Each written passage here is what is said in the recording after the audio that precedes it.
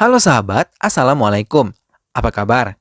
Semoga sehat selalu dan senantiasa berbahagia. Selamat menjalankan ibadah puasa bagi sahabat yang melaksanakannya. Terima kasih sahabat semua sudah setia menyimak video SLMT TV dan tentunya terima kasih juga sudah subscribe. SLMT TV selalu hadir menemani waktu bersantai sahabat tentunya dengan film-film pilihan.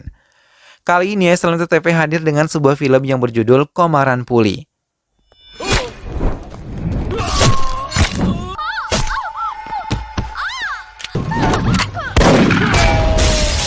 Baiklah, tanpa perlu berlama lagi, langsung saja kita mulai. Ini dia ceritanya.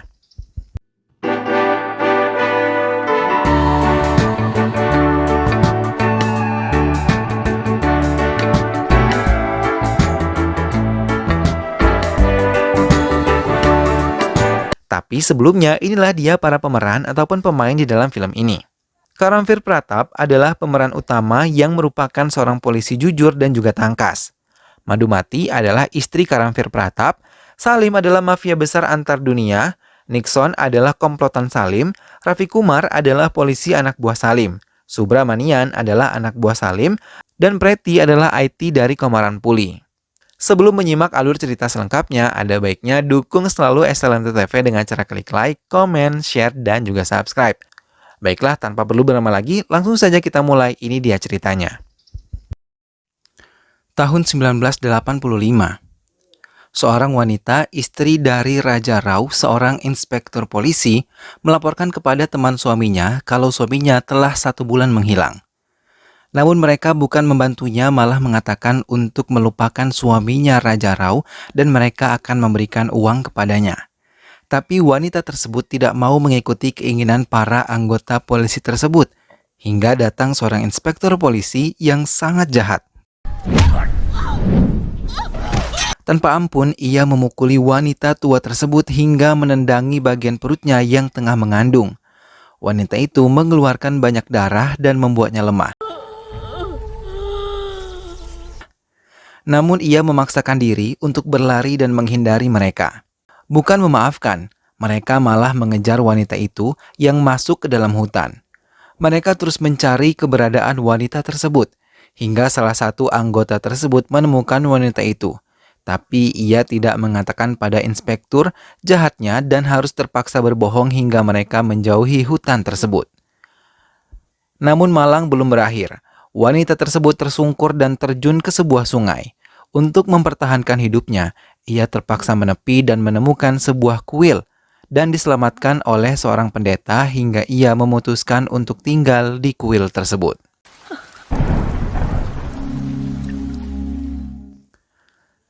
Kehamilannya kian hari kian membesar, dan perkembangan bayinya di dalam kandungan tumbuh dengan sehat.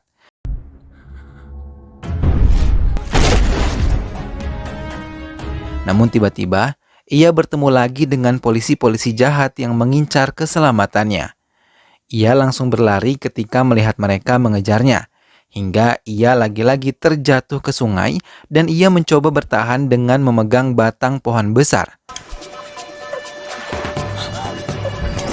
Tiba-tiba ia merasakan mulas luar biasa hingga ia melahirkan bayinya di dalam sungai tersebut. Namun ia harus menyembunyikan kelahiran bayinya agar tidak dilukai para penjahat itu. Bayi tersebut menghirup banyak air hingga ia tidak bisa bernapas. Para penjahat tersebut pergi karena setelah beberapa lama wanita tersebut tidak muncul ke permukaan air. Setelah kepergian penjahat tersebut, tiba-tiba keajaiban terjadi. Sebuah sinar masuk ke tubuh bayi itu mengakibatkan bayi tersebut hidup kembali dan menangis sangat kencang. Ibunya membawa dengan selamat bayi itu ke kuil dan memberinya nama Karamfir Pratap. Ia bercita-cita menjadikan putranya menjadi seorang polisi jujur seperti suaminya. Thailand tahun 2010. Iring-iringan mobil Perdana Menteri Samar Singh berjalan melintasi jalan protokol di negara Thailand. Namun mereka tidak menyadari seorang sniper telah mengincar wajah Perdana Menteri untuk dihabisi dari gedung tinggi yang berada tak jauh dari jalan tersebut. Saat senjata api itu siap ditarik pelatuknya, seorang polisi dari belakang menyerang sniper yang berusaha membunuh Perdana Menteri tersebut.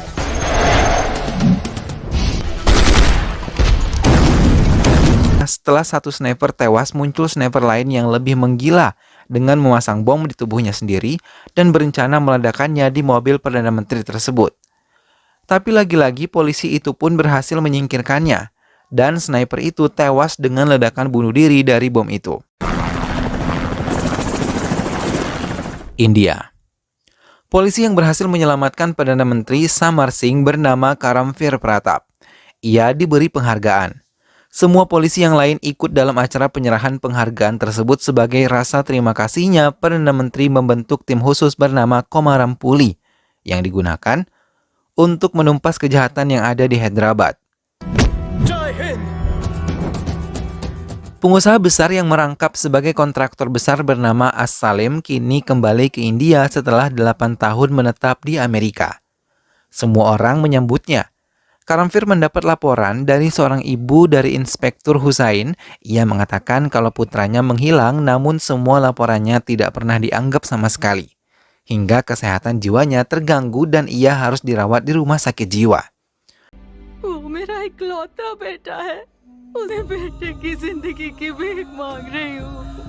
Karamveer mendatangi Inspektur Rafi Kumar yang menutup kasus tersebut karena tidak menemukan titik temu untuk kasus ini. Ia juga mengatakan kalau beberapa anggotanya menghilang saat melakukan penyelidikan pada kasus Hussain.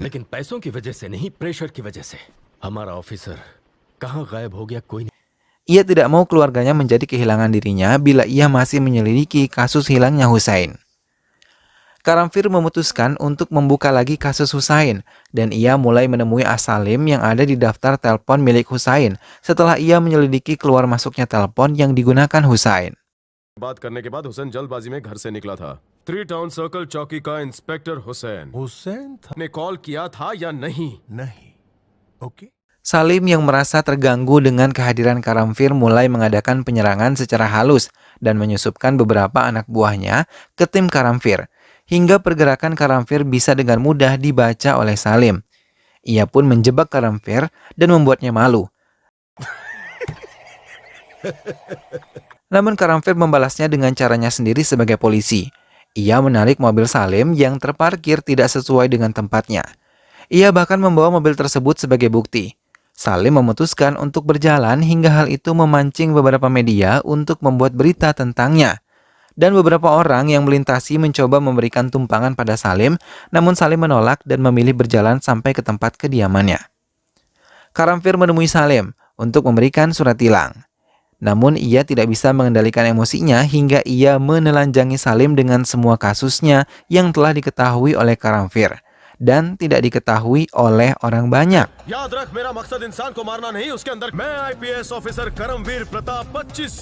Kemudian Karamveer meninggalkan Salim begitu saja. Hal itu membuat Salim berpikir untuk menyingkirkan Karamveer lebih cepat dan menggagalkan semua usaha yang dilakukan untuk menyelidiki kejahatannya. Is a wild tiger. D-I-E. Die. Di kantornya, Karamveer menyelidiki mobil Salim. Ia mendapatkan data-data kalau mobil itu bukan dibeli langsung dari dealer mobil, melainkan ia membelinya dari Nixon, yang merupakan anggota jaringan kejahatan yang menginginkan kematian Perdana Menteri. Nixon merupakan penjahat besar lintas negara yang telah merencanakan pembunuhan Perdana Menteri 1 tahun yang lalu di Thailand. Dan 3 bulan yang lalu ia telah tewas terbunuh oleh Interpol di Amerika Serikat. Ibu Karamveer menelpon dan memintanya kembali secepatnya ke rumah mereka.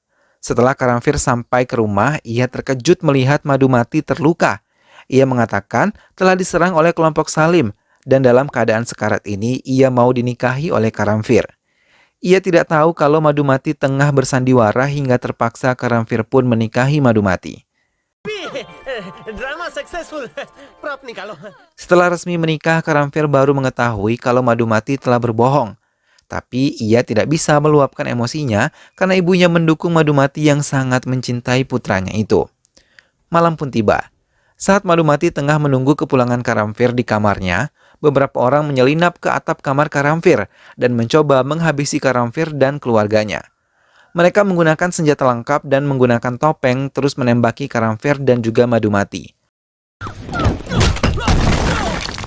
Hal itu membuat Madhumati ketakutan. Begitu pula dengan ibu Karamveer, yang langsung mematikan aliran listrik di rumahnya hingga dalam keadaan gelap gulita Karamfir bertarung melindungi istri dan juga ibunya dari serangan para penjahat bertopeng tersebut. Setelah membereskannya, ia membuka satu persatu topeng para penyusup yang hadir di rumahnya itu. Karamfir pergi ke kantornya dan meminta temannya melacak siapa penyusup yang masuk ke rumahnya. Mereka mengatakan kalau penjahat tersebut adalah pembunuh profesional. Hal ini membuat kecurigaan terhadap Salim dan Nixon kian membesar. Pretty, seorang IT, membeberkan tentang jati diri Nixon di hadapan Karamfir. Ia memperlihatkan beberapa foto Nixon hingga Karamfir tertarik saat melihat Nixon bersama seorang gadis. Setelah mendapatkan data sang gadis, Karamfir dan timnya mendatangi klub malam dan ketika bertemu gadis yang merupakan seorang penari klub malam, ia mengatakan kalau dirinya adalah kekasih Nixon dan siap bekerja sama dengan polisi bila mereka membutuhkan informasi darinya. Setelah Karamfir pergi meninggalkannya, ia langsung menelpon Salim untuk memastikan ia telah mengamankan semuanya dengan baik. Karamfir meminta anak buahnya untuk meminta rekaman kamera pengawas dari bandara pada tanggal 25 Oktober. Mereka mulai menemukan beberapa orang yang terekam mendekati seorang yang mereka curigai sebagai Nixon. Mereka menemukan dua orang yang terlibat yaitu DJ Nak dan Subramanian. अगर हमें duplicate passport वाले को ढूंढना है Karamfir dan anak buahnya mendatangi DJ Nak di klub malam. Namun sesaat dari Nak menenggak minuman beralkoholnya, ia pun tewas keracunan dengan buih putih keluar dari mulutnya. Karamfir yang telah menemukan tempat persembunyian Subramanian langsung menyerangnya dengan senjata api. Hingga baku tembak pun terjadi.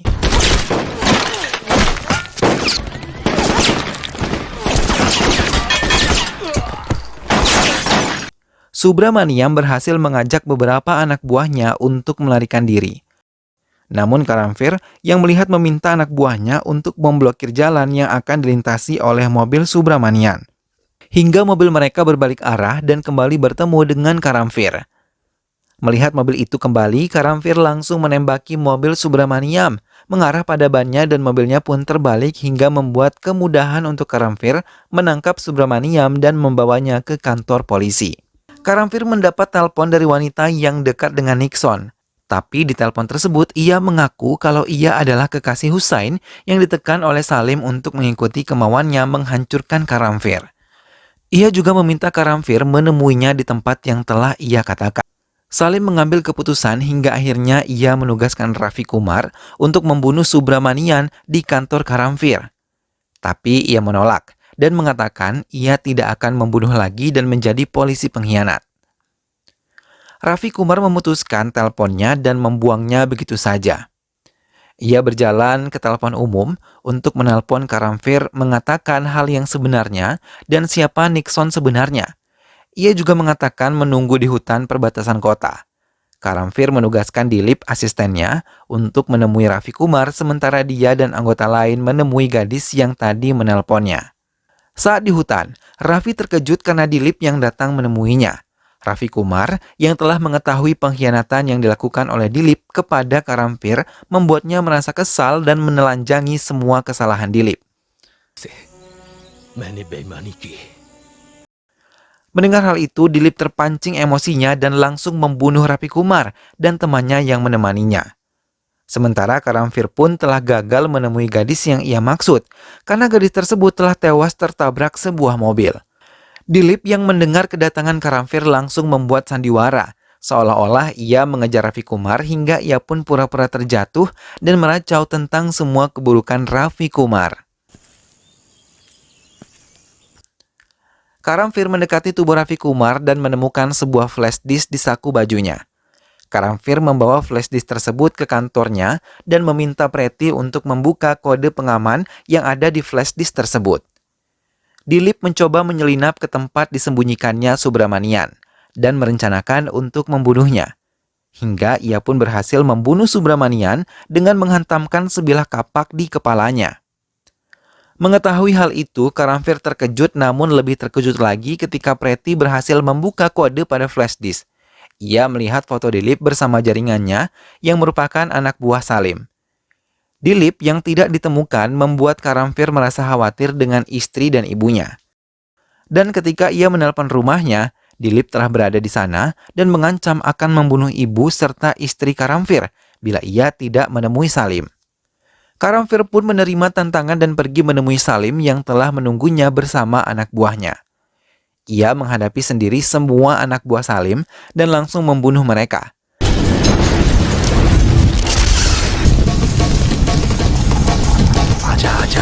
Kini Karamfir bersiap menghadapi Salim yang telah menunggunya. Hingga dengan satu tendangan ia bisa membuat Salim tersungkur. Saat Karamfir tengah menghajar Salim, tiba-tiba Dilip datang dan menodongkan senjatanya ke hadapan ibu serta istri Karamfir hingga membuat Karamfir menghentikan serangannya. Merasa di atas angin, Salim menghajar Karamfir bertubi-tubi dan bila Karamfir melawan maka ibu dan istrinya akan ia bunuh.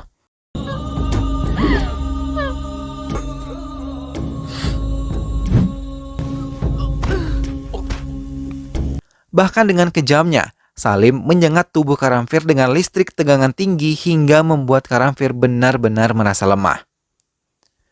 Salim mengatakan kalau ia yang telah membunuh Husain dan rencana kejahatan membunuh Perdana Menteri didalangi oleh dirinya. Sedangkan Dilip adalah Nixon yang sebenarnya. Bahkan ia juga menyebar kematian Nixon agar tidak lagi dicurigai hingga ia memasukkan Dilip ke tim Karamfir untuk memudahkan dirinya membaca pergerakan Karamfir untuk mencari barang bukti kejahatan dirinya. Tapi tiba-tiba, Karamfir tertawa penuh kemenangan dan melepaskan kamera yang tersembunyi di balik bajunya. Ia mengatakan sejak pertama kali ia menginjakkan kakinya di tempat ini, siaran langsung telah terjadi di saluran TV BBC dan CNN. Seluruh dunia menjadi saksi kejahatan yang telah dilakukan oleh Salim. Hal ini membuat Salim sangat marah dan menyengat listrik ke tubuh Karamfir hingga ia terpental dan tak sadarkan diri. Ibu dan istri Karamfir menangis sedih melihat Karamfir tak sadarkan diri. Hingga muncul keajaiban ketika air mata ibunya menetes, Karamfir sadar dan bangkit kembali. Ia berlari mengejar Salim dan juga anak buahnya yang membawa istri serta ibunya. Di tempat itu ia menyerang membabi buta semua anak buah Salim, bahkan tidak memberi ampun pada mereka hingga langsung membunuhnya.